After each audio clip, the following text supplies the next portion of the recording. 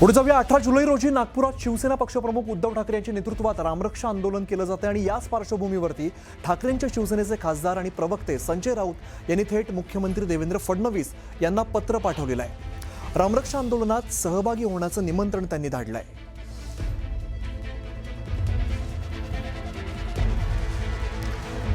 तर रामरक्षा पठण कार्यक्रमाचं निमंत्रण देण्यासाठी पत्र देण्यात आलंय. संजय राऊतांनी हे पत्र मुख्यमंत्री देवेंद्र फडणवीस यांना दिलंय.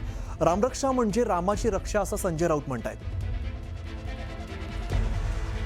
दरम्यान संजय राऊत त्यांच्या पत्रात नेमकं काय म्हणालेत आपण बघूया. देवेंद्र फडणवीस जी, आपण एक प्रखर रामभक्त आणि कडवट हिंदुत्ववादी आहात. अयोध्येतील राम जन्मभूमी मुक्त करण्याच्या आंदोलनात आपण सहभागी झाल्याचं नेहमी सांगता.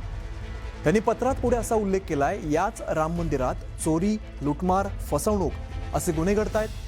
शेकडो कोटींचा अपहार झाला असंही त्यांनी पत्रात नमूद केलेलं आहे. पुढे ते असं म्हणतायत, खुद्द राष्ट्रीय स्वयंसेवक संघाने अयोध्येतील चोरीबाबत शोक व्यक्त केलाय. शिवसेना उद्धव बाळासाहेब ठाकरे पक्षाने या राम मंदिर लुटीबाबत लोकांमध्ये जागृती आणण्यासाठी रामरक्षा उपक्रम सुरू केलाय. रामरक्षा म्हणजे रामाची सुरक्षा हे समजून घ्या.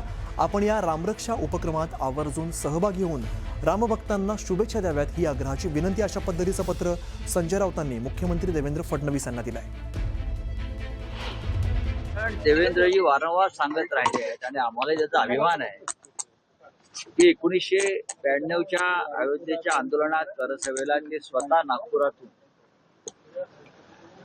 अयोध्येला गेले होते करसेवा करायला. हे ते सांगतात अभिमानानं आणि त्याचा आम्हालाही गर्व आहे.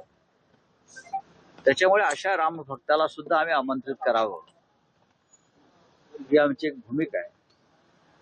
त्यांनी एक रामभक्त म्हणून यावं, आम्ही त्यांचं स्वागत करू. आम्ही त्यांनाही आमंत्रण देतो आहोत.